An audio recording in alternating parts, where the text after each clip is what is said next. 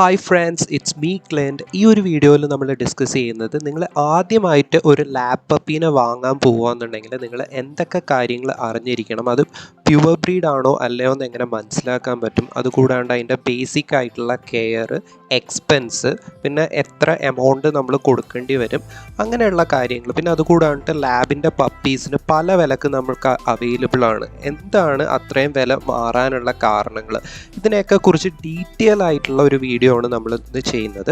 അപ്പം നമുക്ക് നേരെ വീഡിയോയിലോട്ട് കടക്കാം. ആദ്യം തന്നെ നിങ്ങളുടെ ലാബ്ഡോർ പപ്പി ആണെങ്കിലും ഡോഗ് ആണെങ്കിലും അത് ഒറിജിനലാണോ അല്ലയോ എന്ന് അറിയുന്നതിന് മുമ്പ് അത് ഏത് ലൈനേജിലാണ് വരുന്നതെന്ന് നിങ്ങൾക്ക് മനസ്സിലാവണം.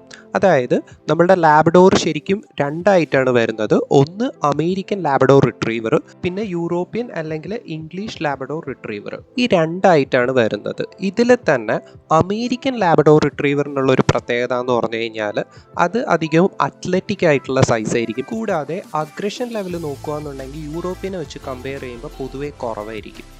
ഇനി നമ്മൾ യൂറോപ്യൻ ലാബ്ഡോർ റിട്രീവറിൻ്റെ കാര്യം നോക്കുകയാണെന്നുണ്ടെങ്കിൽ ആപ്പിൾ ഹെഡ്, അതുകൂടാണ്ട് ഹെവി സൈസ്, ഹെവി ബോൺ, ഇങ്ങനെയൊക്കെ നമ്മൾ പറയുന്നതാണ് യൂറോപ്യൻ ലാബ്ഡോർ റിട്രീവർ പപ്പീസ് അല്ലെങ്കിൽ ഡോഗ്സിൽ വരുന്നത്.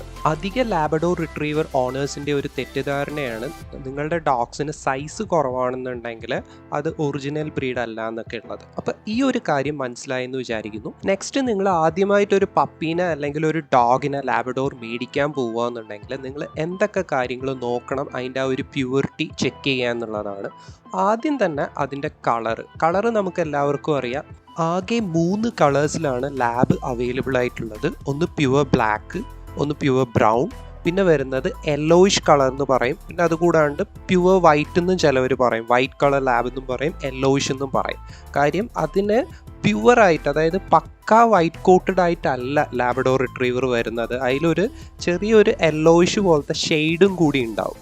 അതാണ് ശരിക്കും KCI സർട്ടിഫൈ ചെയ്തിട്ടുള്ള അല്ലെങ്കിൽ കാനൽ ബോർഡിൻ്റെ അംഗീകാരമുള്ള കളേഴ്സ്. ഇത് 3 എണ്ണമാണ്. ഇപ്പം കുറേ ആൾക്കാരുടെ സംശയം ഉണ്ടാകുന്നില്ല പ്യുവർ വൈറ്റ് ആയിട്ടുള്ള കളർ ഉണ്ടെന്നുള്ളത്.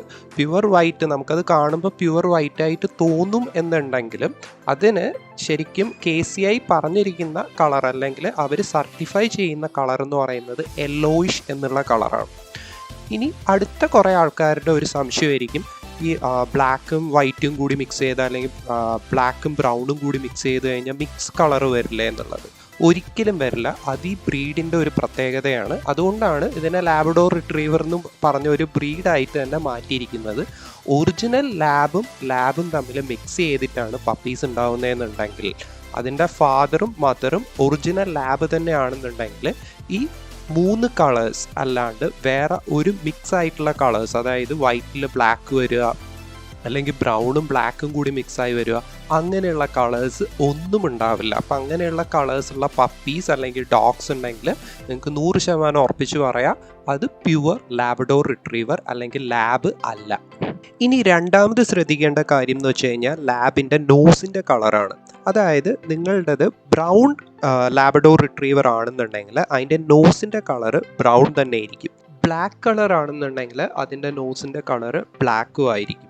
അതേസമയം യെല്ലോയിഷ് എന്നുള്ള കളർ വരുമ്പോൾ ഒരു ചെറിയ പിങ്കി പോലെയുള്ള ഒരു നോസ് ആയിരിക്കും വരുന്നത്. അതേസമയം ബ്ലാക്കിലാണ് ആ പിങ്കിഷ് നോസ് വരുന്നതെന്നുണ്ടെങ്കിൽ അത് മിക്സ് ബ്രീഡാണ്. അതേസമയം ബ്രൗണിലാണ് ആ ഒരു റോസ് കളറ് അല്ലെങ്കിൽ ഒരു പിങ്ക് പോലെയുള്ള ഒരു കളറിലുള്ള നോസ് വരുന്നതെന്നുണ്ടെങ്കിൽ അതും മിക്സ് ബ്രീഡാണ്. ചിലവർ പറയും അത് അക്സെപ്റ്റബിൾ ആണെന്നുള്ളത്. പക്ഷെ അങ്ങനെ പറഞ്ഞു കഴിഞ്ഞാൽ നിങ്ങൾ ഉറപ്പിച്ച് പറഞ്ഞോളൂ അത് മിക്സ് ബ്രീഡാണ്. അതിൻ്റെ ഏതെങ്കിലും ഒരു ജനറേഷനിൽ വേറെ ഡോഗ്സ് ആയിട്ട് മിക്സ് ആയാൽ മാത്രമേ ബ്ലാക്കിലും ബ്രൗണിലും വേറെ കളർ, അതായത് പിങ്കോ അല്ലെങ്കിൽ ഈ റോസ് പോലെയുള്ള കളേഴ്സ് വരുന്നത് അത് ഏതോ ഒരു ജനറേഷനിൽ മിക്സ് ബ്രീഡായി വന്നതുകൊണ്ടാണ്.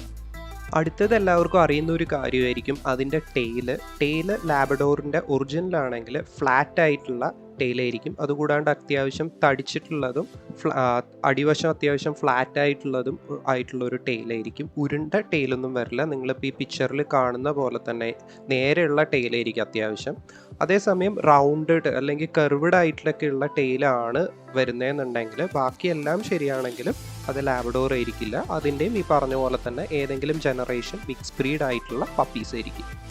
അടുത്ത ലാബ്രഡോറിൻ്റെ ഇയർ നോക്കുകയാണെന്നുണ്ടെങ്കിൽ മുഴുവനായിട്ട് താഴത്തോട്ട് താഴ്ന്നു കിടക്കുന്ന ഇയർ ആയിരിക്കും ലാബ്രഡോറിന് ഉണ്ടാവുന്നത്.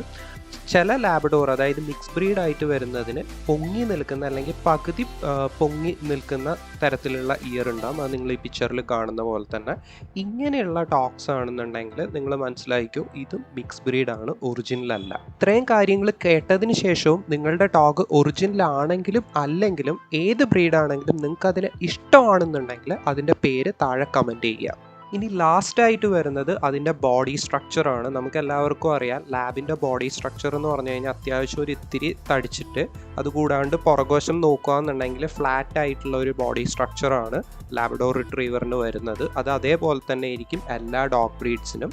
അതല്ല എന്നുണ്ടെങ്കിലും ഈ പറഞ്ഞ പോലെ തന്നെ മിക്സ് ബ്രീഡ് ആയിട്ടുള്ള പപ്പീസ് ആണ് സാധ്യത കൂടുതൽ.